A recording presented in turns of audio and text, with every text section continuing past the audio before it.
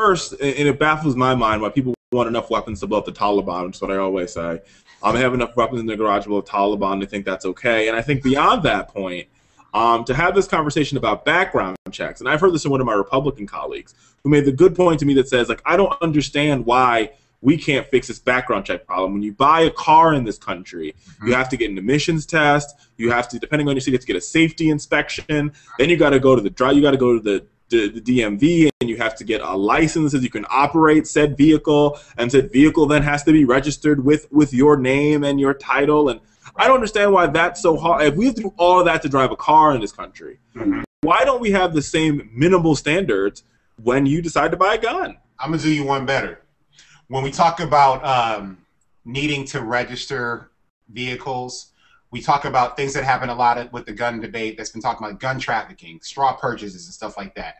You'll go to jail I would go to jail if I, as a 30-year-old, tried to buy alcohol for somebody that was 16. If I got caught doing that, or caught in my house serving alcohol to someone that was underage, that it was illegal for them to have alcohol, I would go to jail. Right now, the penalty for me buying a gun because I can pass a background check only to give it to someone that I know can't is a slap on the wrist.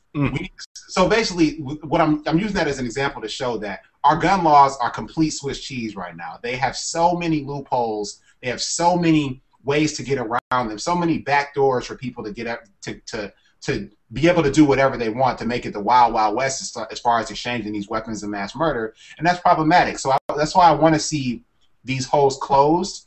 I want to see these bills strengthened, these amendments strengthened, and I'm tired of weak sauce. Like, I don't want to see just bills in name, reform in name only, but not reform that doesn't actually save lives. I'm from Detroit. I live in Washington, D.C.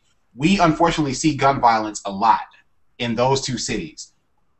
Making sure that every gun sale has a background check, every gun transfer has a background check, will limit the guns that get in our communities. Making sure that people who purchase guns, that because they can pass a background check and then give them to people who can't pass a background check, that will prevent guns from flowing from states with weak laws to places with strong laws like Washington, D.C. These things will help. Making sure that, you know, young people do not have the risk of dying at the end of the 29th bullet shot out of a gun on a street corner, that saves lives. So I don't want to see more reform that doesn't really get anything done. You know, Move On members, like I said, they've stepped up in unprecedented ways. We haven't seen support for an issue like this since the Iraq War. It is unprecedented. We really need, our members are really pushing for the Senate to be courageous and not be cowardly to the NRA.